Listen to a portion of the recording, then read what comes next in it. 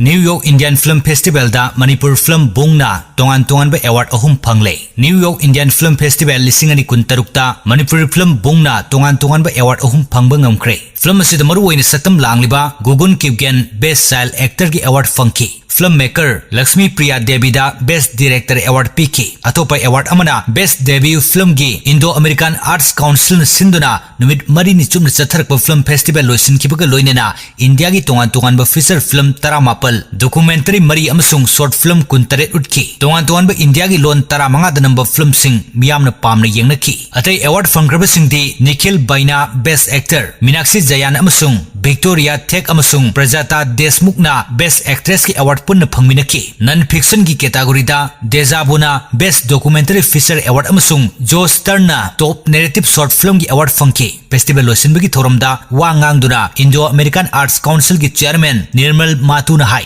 India ki tonganba mafam singda leiriba miyoi singna masagi saktam manghandana Malemgi thakta miyamna yengba yaba film kya puthorklibasi pukning thawatningai ni. Festival loisinba numita akhanana Manipur Film Boong utki. Film asibo Malemgi tonganba mafamda leiriba miyoi singna pamna yengnabagi chang asum hengatlakli. Masimak Manipuri singgi oina yamna chawthokchaningai amani.